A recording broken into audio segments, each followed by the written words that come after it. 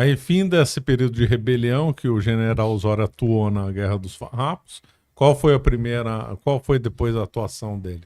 Depois a Guerra do Prata, que Guerra vai, do Prata. né, marchar em Buenos Aires, perdão aí argentinos, né, que estiverem vendo, mas o exército brasileiro ajudou a Argentina a ser unificada. O Brasil é que interveio nisso, né? Se não fosse isso, a Argentina hoje estaria... muito provavelmente a Argentina não seria hoje uma nação que é, né? Unificada. Nem o Uruguai também. Então, ele vai liderar a Guerra do Prata e quando a Guerra do Farrapos, né? Ele vai se destacar e depois liderar o exército brasileiro na intervenção na Argentina e no Uruguai. E aí depois ele vai ser destacado para guardar as fronteiras do Rio Grande do Sul. E aí ele vai conseguir manter um pouco, se assentar e poder criar uma família própria, né, dele. Então ele vai se casar com uma moça, né, de uma família prestigiada ali, de criadores de gado, do Rio Grande do Sul. Vai ter alguns filhos. Infelizmente, um deles vai morrer durante lá uma doença grave lá, que naquela época era difícil, né? A medicina não era tão boa quanto hoje, né?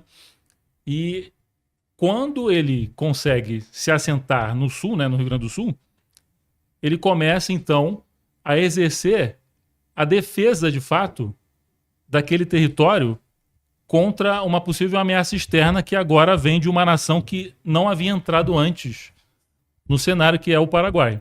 Tendo em vista a importância da história da França, é que nós lançamos a coleção no Caravelas Kids, que tem justamente a história do rei Clovis, do rei São Luís, Santa Joana d'Arc, a Guerra da Vandéia e Napoleão. Clique logo no link na descrição. E para quem não sabe, o Paraguai, ele era, tecnicamente falando, território da Argentina. Território do Vice-Reino da Prata. Tanto que, durante muito tempo, a Igreja Católica no Paraguai era subordinada ao bispo de Buenos Aires. E isso os paraguaios ficavam muito irritados e pediam para o Papa criar um bispado no Paraguai. Porque o bispo de Buenos Aires é que tinha jurisdição no território paraguaio, porque ainda tinha aquela ideia, né, a tradição, né, de que o Paraguai era uma província, não era um país próprio, né? Com a independência do Paraguai, o Paraguai vai se rebelar contra a Argentina e vai criar uma nação própria, né? Com uma identidade muito indígena, guarani, né? Muito forte. E, por algum motivo, que poucas pessoas até hoje entendem, né? O Paraguai ele começa a se ver como um futuro poder hegemônico na região do Prata. Mesmo sendo uma nação isolada, né? Que eles não têm acesso ao mar até hoje, né? Faz fronteira com o Mato Grosso do Sul, faz fronteira com a Argentina, e eles são uma nação que é landlocked, né? É uma nação presa no continente, né? Então, eles acham, a família Lopes, né? Solano Lopes e o pai dele, antes, né? Achavam que através da força militar eles podiam unificar a Argentina e o Uruguai contra a hegemonia brasileira. Lembrando que no começo, antes do Solano Lopes, teve forte perseguição religiosa no Paraguai, né? Eles eram bem hostis à religião. A família Lopes... O Franco, né? Antes lá, que ele era... Como é que ele chama? Presidente Franco. O presidente Franco era bem hostil à religião. O avô do Solano Lopes, né? Eu não sei se era avô. Era a mesma família. Era a mesma família, mas eu não se lembro se era avô, filho e neto. É isso? Isso. Eles eram da mesma família. Só não estou enganado. Eles eram da mesma família ou tinham a mesma linha de hostil. Pensamento, né? Que era a ideia de uma república do Sabre, né? Uma república militar, que iria então guiar aquela nação para um futuro de domínio territorial, né? E o Solano Lopes muito estranho, né? Como é que ele estava com essa ideia, né? Em vez de querer fazer acordo, olha, vamos facilitar as coisas, não, partir para o confronto. Alguns dizem que isso vem já da época aquelas lutas, né? Entre bandeirantes e guaranis. Ah, tá. Até hoje os paraguaios xingam, né? Eu tenho muito paraguaio na internet que me xinga quando eu falo da Guerra do Paraguai. E eles me chamam estranhamente de bandeirante. Eles falam assim, você é um bandeirante? Eu sou do Rio de Janeiro, como é que eu sou bandeirante, né? Se eu fosse paulista, fazia até sentido esse insulto. É porque eles têm uma ligação interessante, eles veem o Brasil como a luta, né, do Paraguai contra o Brasil. Eles não pensam só na Guerra do Paraguai, eles pensam lá atrás nas lutas entre bandeirantes, né, o Raposo Tavares, bandeirantes, contra os guaranis das Missões. Que eles acreditam que a nação deles foi sabotada por esse poder imperial lusitano brasileiro, né? Então teria uma grande guerra que o Brasil roubou grande parte da nação paraguaia, porque eles acreditam que todo Mato Grosso do Sul, Goiás, Paraná, tudo é Paraguai. Porque de fato o Paraguai é uma denominação regional, né? O Chaco, né, que é aquela região ali pantanosa, chama-se Paraguai. Tanto que o Mato Grosso tem uma região do Mato Grosso chamada Paraguai, por causa disso. Então eles acreditam de fato que eles tinham, que era legítimo reivindicar o território do Mato Grosso, Paraná, Santa Catarina, pedaço do Rio Grande do Sul, o que era dos índios, do Guaranis, né? Território indígena Guarani. Eles reivindicam para si, como paraguaios, que eles têm o direito, tinham, né, esse direito a esses territórios. Claro que hoje em dia os paraguaios não tem mais essa... Paraguaios normais, pelo menos, né? Não tem mais essa briga territorial com o Brasil, né? Hoje é mais uma rivalidade, mas não tem mais essa questão de querer tomar territórios brasileiros.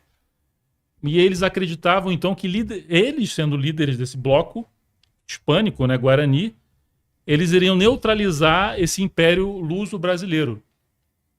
E aí eles começam a investir em armamento bélico, exército, marinha. E a marinha, o exército paraguaio era maior que o brasileiro. Nas vésperas da guerra, muito menor, né?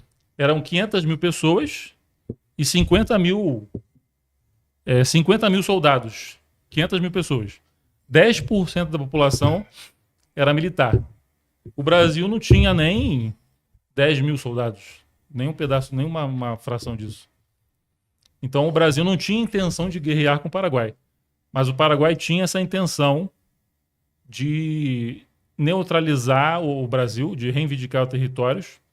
E também tinha interesse com a Argentina também, né? Tinha os federalistas. Também, né? Queriam a aliança com os federalistas e contra os colorados do Uruguai. Né? E tinha essa aliança. Mas o problema é que o Solano Lopes ele tinha um certo sentido nessa... Ele achava que tinha uma chance contra o Brasil, né? Porque ele achava que o Paraguai, então, iria liderar uma aliança, uma tríplice aliança. Uruguai, Argentina e Paraguai. O problema é que a tríplice aliança virou Brasil, Argentina e Uruguai. O contrário do que ele achava. Esse foi o grande erro do Solano Lopes. Ele achava... E o pai dele, o Antônio Solano Lopes, falou, não importa o que você faça, nunca brigue com o Brasil. O Brasil não é uma nação para que você vai... se o Paraguai tentar lutar contra o Brasil, essa luta não vai ser bem sucedida. Então várias pessoas diziam para ele que lutar contra o Brasil não seria uma boa ideia. Mas não adiantou. Ele, então, em dezembro de 1864, o Solano Lopes vai invadir o Mato Grosso. Aí, 6 meses depois, ele vai invadir o Rio Grande do Sul. E depois ele vai... Infelizmente, né, a nação paraguaia vai ser tomada, né, por essa guerra, que vai matar muito dessa população, né? Então vamos voltar ao Osório. Vamos colocar o Osório nessa história. O Osório estava tranquilo, lá numa instância, criando gado, e aí, fazenda. O contexto da invasão paraguaia. Junho de 1865, Osório tranquilo lá na fronteira, né? O Osório, sabendo desse contexto paraguaio, sabia muito bem que o Solano Lopes tinha essa intenção de invadir o Brasil. O problema é que as autoridades... Isso aí circulava no ambiente militar? Os paraguaios tinham espiões no Rio Grande do Sul, vendo, né, a situação militar brasileira, que é muito precária. O general Osório, sabendo disso, avisava para o Ministério da Guerra que os paraguaios tinham essa intenção de invadir o Brasil, de disputar território, né? Mas, por algum motivo, que muitas coisas às vezes ainda são um pouco mistério, né? Por que o Osório, que era um general, um tenente-coronel, né, na época, com credibilidade, por que não viram ele? Por que não escutaram ele, né? E aí ele acaba, então, tendo que, junto com o Duque de Caxias, junto com o Dom Pedro II, né, e depois junto com o Conde D, né, o genro do Dom Pedro II, vão ter que liderar essa defesa do Brasil contra o Paraguai. Mas quando o Paraguai invadiu o Rio Grande, invadiu a região do Osório ou não? Ou ele estava distante, né? Ele estava distante, não invadiu bem o território dele. Vai invadir Uruguaiana, né? São Borja, né? Não é bem o território que o Osório morava, fica um pouco mais ao sul de onde o Osório morava, que o Osório morava mais na fronteira com a Argentina. Tá. Né? E os paraguaios vão invadir a Argentina, vão invadir o Brasil, né? E aí o Osório, a tese do Osório era, ao invés de a gente ficar lutando com os paraguaios só no Brasil, é necessário invadir o próprio território paraguaio.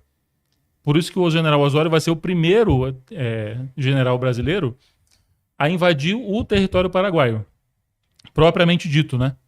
Não vai só ficar na defesa do Brasil, que ele achava, estava certo, né? Que a questão era você invadir o Paraguai e neutralizando o Solano Lopes, você acabaria com a guerra. Então, o cálculo dele, né, era o certo, do general Osório. Realmente, não é à toa que ele foi o primeiro general brasileiro a invadir o Paraguai. Certo. Ele sempre se deu bem com o Duque de Caxias na guerra? Nunca eles sempre foram os melhores amigos, né, com relação a isso. Então, Caxias nunca foi popular. Nunca foi um general querido pelo soldado comum, né? O Osório não. O Osório sempre... Isso todas as pessoas daquela época, né, que conheciam o Osório diziam que o general Osório ele era uma unanimidade de carisma do soldado mais raso ao oficial mais elevado ali. Ele tinha um carisma que todos admitiam isso. Então o Barão de Mauá, que era amigo dele, né, do Partido Liberal, dizia que só o fato do general Osório estar presente num campo de batalha, aquilo já estimulava os soldados brasileiros a lutarem melhor. Só da presença dele estar ali.